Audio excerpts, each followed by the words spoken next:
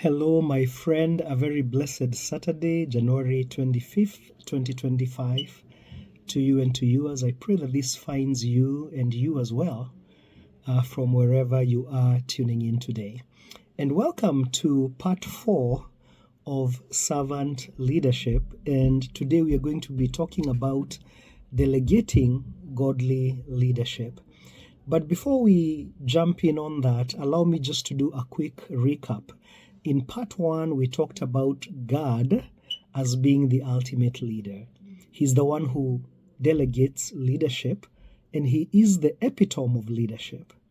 And then number 2, we talked about you and me being God's leaders.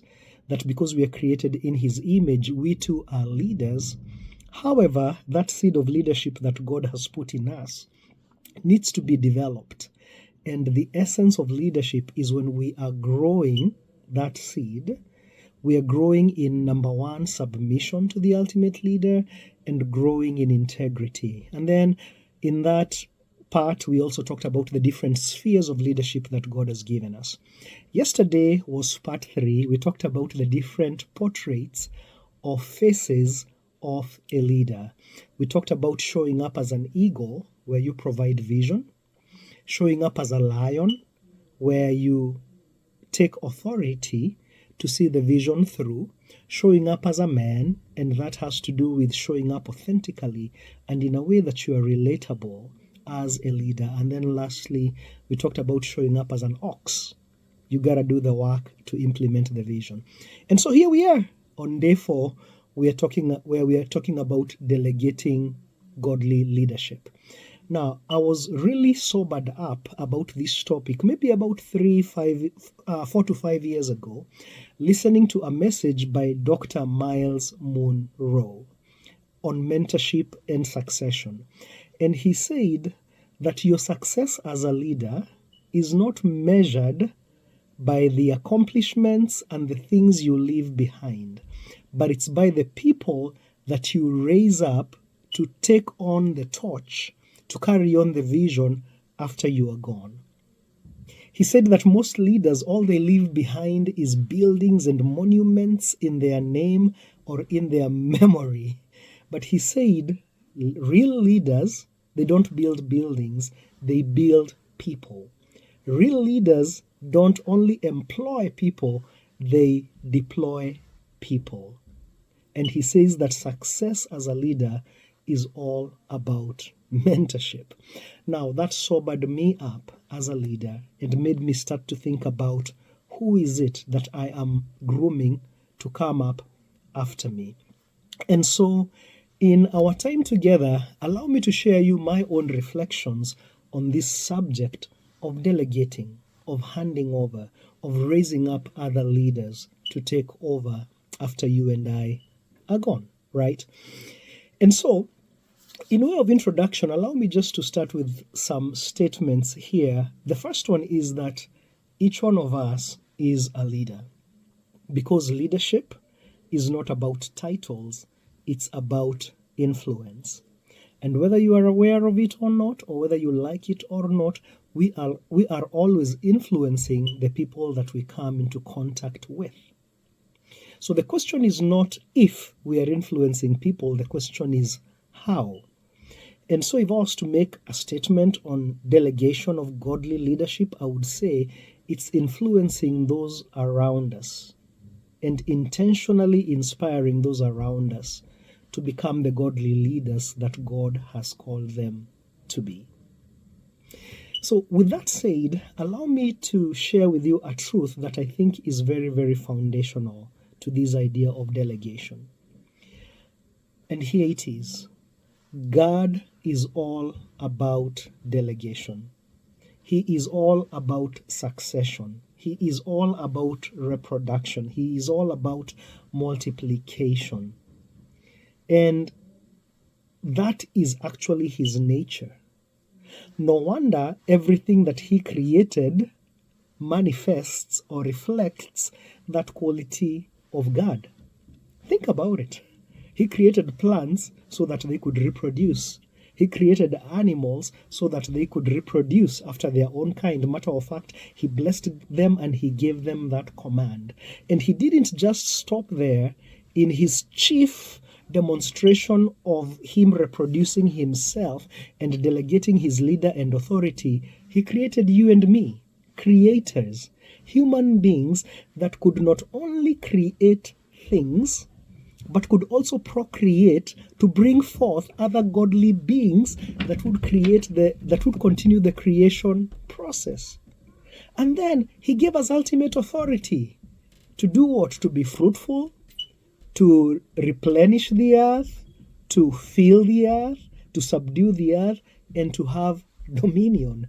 The ultimate leader delegated upon you and I leadership and authority, and he calls you and I to do the same. We are to reproduce in our own kind, right?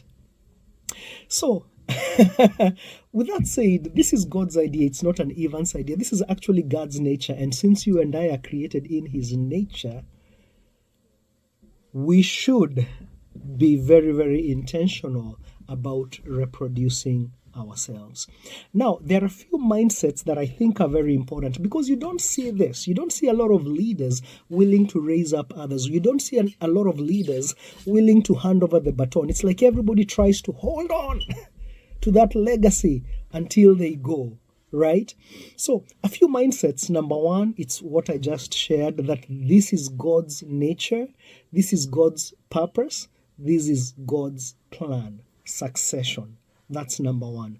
Number two is in understanding that you and I are about us.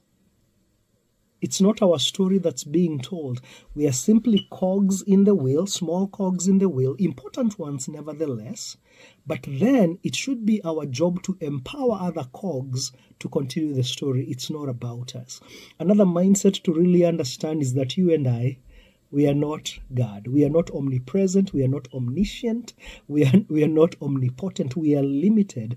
And it's when we actually reproduce ourselves in others that our influence, or really the work that we are doing for God, can go beyond us, beyond our time and space. You and I are not eternal either. One day we will check out, right? Whether it's in transitioning to glory, or seasons change and you move from your current place of leadership.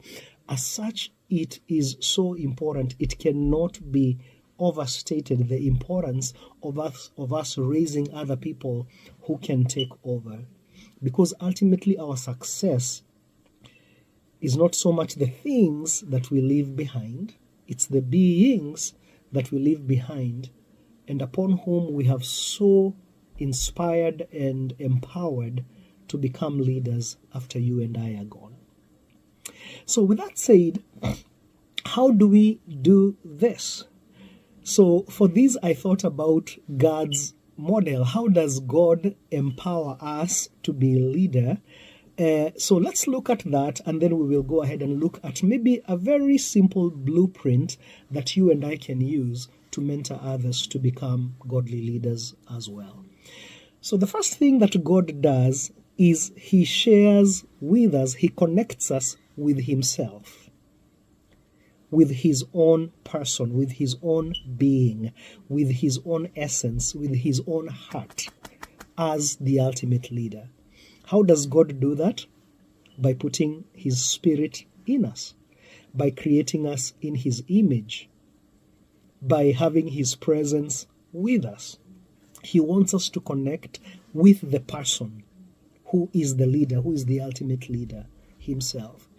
God does not only connect us with his heart, he connects us with his head, the thinking behind his leadership. How does he do that? By giving us principles, by giving us patterns, by giving us promises in his word, by giving us parameters, by giving us truths and models that which if we also emulate, he says, we too can have the success that he has. God also connects us not just with his heart, not just with his head, but also with his hand.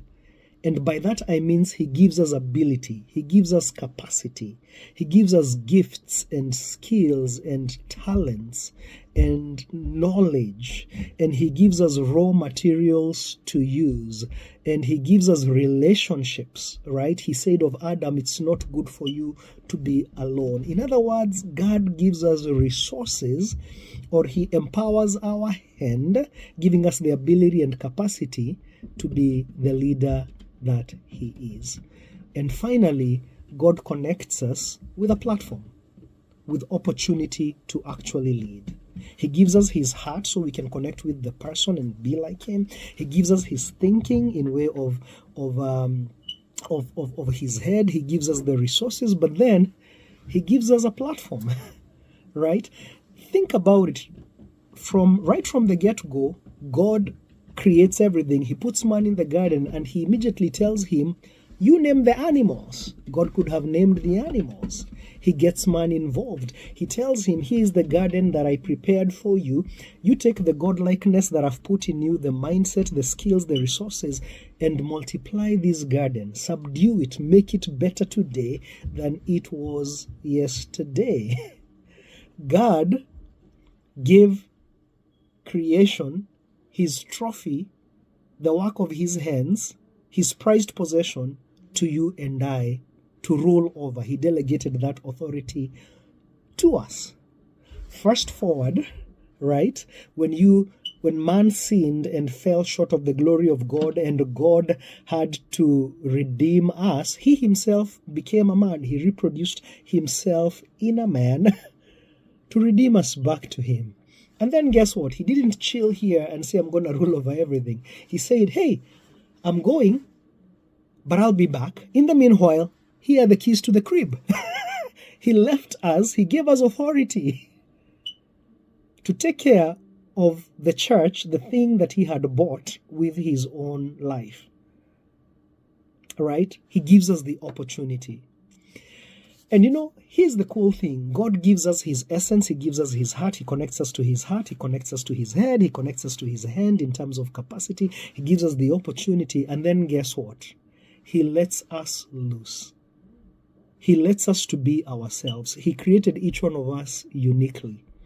So, Miles Monroe actually says that true mentorship is not about duplication. It's about transformation. That even us, as we are allowing others and raising other people up, we don't want them to become carbon copies of us. We want them to lead as them, right? And then God also sets us up for unlimited success. God is actually happy when we, as the leaders that he has delegated authority to, are doing better. That's a very rare leader that wants the next generation to be more successful than them, right? But that's the heart of God. Think about it with the prime example of Jesus. When Jesus, the disciples saw him performing all these miracles and they're like, oh man, that is so awesome. He's like, that's nothing. You shall do greater things if only you believe. God has set us up for unlimited potential and success. So that's how God delegates his leadership, connecting us to his heart, to his hand, to his head, to his heart, to his head, to his hand. He gives us opportunity. He allows for our uniqueness, and then he sets us up for unlimited success and potential. So how could we maybe take some of those ideas and maybe put together a blueprint that you and I can use to mentor others? Well, I did just that, and I have 4 ideas to share with you, or 4 steps to share with you. The first one is observation. And by the way, as I go through each of these 4 steps, I'm actually going to use the example of Jesus and how he groomed his disciples to become the leaders that he would leave his church to. So the first one is observation. And this is where you just have the people that you are leading watch you. And allow me to say that the best mentorship in terms of leadership happens organically. It happens informally. In other words, it's not us saying, okay, come, let me teach you about leadership. But rather, it's us creating an environment and a relationship that is conducive for mentorship, in which the people that we are delegating or raising up are immersed, right? They see us, they observe us going about our life, going about our roles as leaders. And why is this important? It's because you've probably heard the saying that goes that spiritual things, and by the way, which leadership is, spiritual things are not taught, they are caught. And so that's the first thing, observation. Even when Jesus first called his disciples, he just said, come, follow me, let's hang out. And as they were with Jesus, you know what happened? They started getting a hold of the heart behind the man. As they hung out around Jesus, chances are they started subconsciously seeing his thought process and his thinking, the head behind the leader. So that's observation. Step number 2 is inclusion. Inclusion. So this is where you involve them and you start having those that you are mentoring do the work with you. In the observation part, you are doing the work, they are observing. In inclusion, you are including them in the doing of the work. You're still the one basically in charge of the work, and you're including them. Now, I think of the story, for example, of Jesus and his disciples, when he was feeding the 5,000 men. He looks at, I don't remember if it's Andrew or Philip, and he's like, you feed the people. He's including them. And then the disciple goes like, where are we going to get food for all these people? But because he is involved, his wheels start turning, and he's like, wait a minute, here is a boy with 2 fish and 5 loaves. But then he goes like, Jesus, here is a little boy's lunch, but how will this work? And then Jesus tells him, hey, I got this under control. Jesus takes the food, he blesses it, but guess what? He uses his disciples to distribute the food, and after that to gather whatever remained. Inclusion, he is working with them. They are working alongside him. So, number 1, observation. They see you work. Number 2, inclusion. They work alongside. Number 3 is delegation. This is where now you have them do the work as you watch them, as you supervise them. I remember of the story when it came to a time when now Jesus sent the disciples out. Remember that story? He sent them out. I think there were 70. And he sent them out in groups of 2s. And they went out and did the miracles. They did the work. And they came back to Jesus so excited, saying, hey, demons are being cast out in your name. We are healing people. And again, Jesus being the leader, being the overseer, being the supervisor in this case, kind of grounded them, and he told them, hey, it's cool that, demons are fleeing, but do not rejoice about that. Rejoice about the fact that your names are written in the Lamb's book of life. Delegation. So number 1, observation. Number 2, inclusion. Number 3, delegation. And here is the last one. This one is commission or commissioning. And you see this right before Jesus leaves. He basically gives the keys to the ship to the disciples, and he's like, it's yours. You guys run it. And Jesus is actually so confident and so committed to this that the real king, leaves the building. He goes. He's like, I'm going to prepare a place, but until then, here's the keys to the crib. Try not to party too hard until I come back. And even us in our journey of raising up people, they have seen us in observation. We include them as we are doing the work. It comes to a point where we delegate the work to them. And then a time comes when we let them fly. We let them swim. We let them be.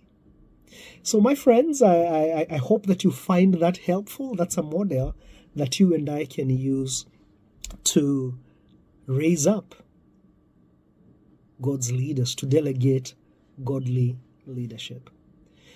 So before we bring this thing to a close and conclude, allow me at this point, maybe as an aside, to say that of all the people you and I will ever get to lead and to influence, in my books, there is no greater privilege than that of a parent. Because the life of your child and my child, that's the single life upon which you and I will have the most influence. Yes, I am a leader at church and I have an influence over the people that I lead at church. I'm a leader in the community, in the marketplace. But none of those come close to my role as a parent. My children have been in their lives all their life. They have been in close proximity to me all their lives. Intentionally and unintentionally, consciously or unconsciously or subconsciously, I've had more influence on my children than anyone else. And I say this, my friends, to say, even as we talk about this whole subject of delegating godly leadership,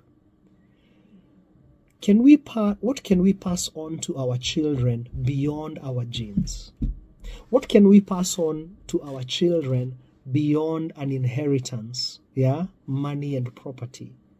Remember, in Miles Monroe's definition of success over leadership, it's not the things that we leave behind, it's the beings that we lead behind.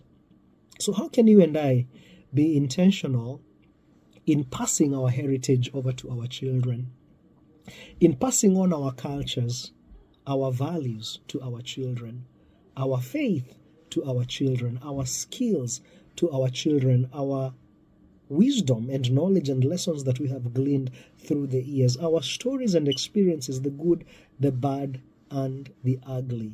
How can you and I be intentional in ensuring that, as Scripture says, we leave a godly seed after you and I are gone? So with that said, my friends, in way of conclusion, allow me just to give you a picture that I think really, really illustrates this concept of delegating godly leadership. And this is the picture of a relay race. I love relay races in the Olympics, whether they are swimming or whether they are track races, whether it's a 4x1 or a 4x4. Unlike a marathon, a relay race is not, a marathon is all about who can hold on for the longest and who is the singular person that can win. A relay, on the other hand, is about understanding this is my part of the race. I have received the baton. I am the one with the baton now. How can I most successfully run my course of the race while being sensitive, looking to who it is that I am supposed to hand the baton over to? And guess what? At the end of a relay race, there's not just one winner. There's multiple winners. So let me ask you this. In what season of leadership are you? Are you receiving the baton or waiting to receive the baton? Are you the one holding the baton? Or are you in a season where you're getting ready to hand over the baton? I've come to find that in life, depending on where you are, what stage you are in life, what season you are in as far as your calling, we are in one of those stages in the different facets of our lives. And so in the stages or the areas of your life where you are the one being mentored, how can you catch the heart and the mind of the leader? How can you catch the skills of the leader such that when you get the baton, you can run well? If you're the one holding the baton, how can you, in your position of leadership, reflect God? How can you grow as a leader? How can you empower others and be an example that others can look up to? And who is it that you've identified that you can pass the baton to and that you are intentionally grooming? Because, my friends, that's what godly and servant leadership is all about. In recapping, remember, God is the ultimate leader, but He has delegated His leadership upon us, and He commands us and calls us to delegate that on to others. And we do so by intentionally setting an example for others and intentionally raising up others and empowering them so that they can become the leaders that God has called them to be. That's it, my friend. Thank you so much for joining me in this series of servant leadership. Again, a very sincere thanks to Scott Gibson for inspiring this topic. I'd love to hear from you. If you have any thoughts or comments to add on to this conversation, please feel free to drop them in the comments. Until then, keep your head up, you daughter of God, son of God, you leader of God, and continue being the leader that God has called you to be. Until next time, happy Saturday. God bless you. Bye-bye.